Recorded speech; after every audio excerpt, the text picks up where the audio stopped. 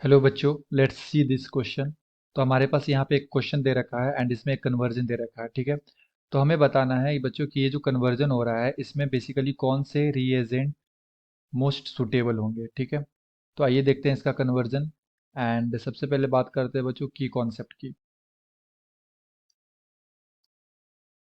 Concept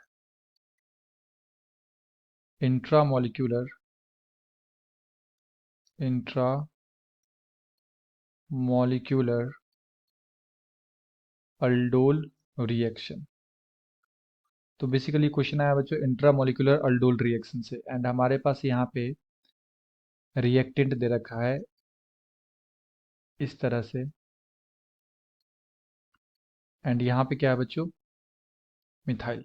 ठीक है, तो अगर हम लोग देखें तो सबसे पहले इस पे अगर हम लोग ओजोनोलाइसिस करवाएंगे तो ये क्या हो जाएगा, अल्डिहाइड हो जाएगा। क्योंकि जो भी हमारे पास अल्डोल कंडेंसेशन रिएक्शन होता है तो ये बेसिकली ऐसे अल्डिहाइड देते हैं रिएक्शन बच्चों जिसके पास अल्फा हाइड्रोजन प्रेजेंट हो। अल्फा हाइड्रोजन प्रेजेंट हो।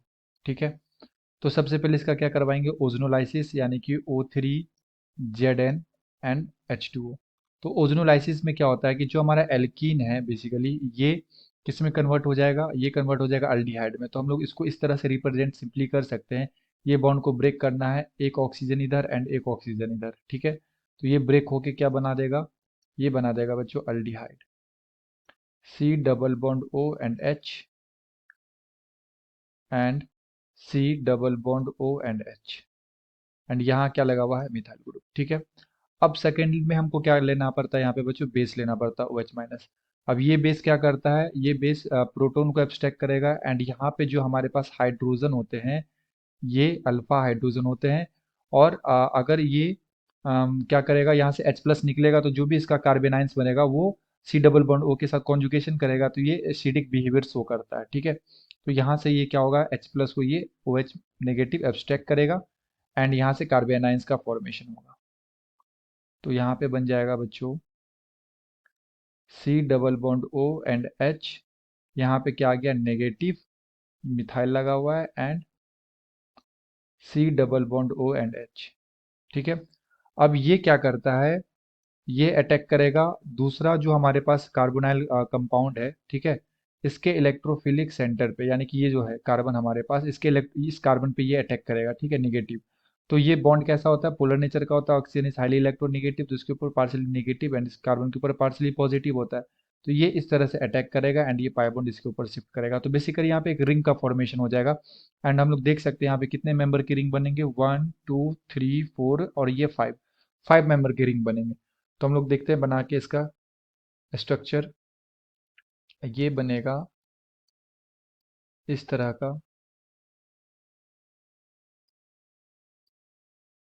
ठीक है, एंड यहाँ पे क्या लगा बच्चों, यहाँ लगा है CHO एंड यहाँ पे आ जाएगा O पे नेगेटिव। अब ये क्या करेगा, ये वाटर मॉलिक्यूल से H प्लस को फिर से एब्स्ट्रैक्ट कर लेगा एंड कन्वर्ट हो जाएगा हाइड्रोक्सी ग्रुप के अंदर।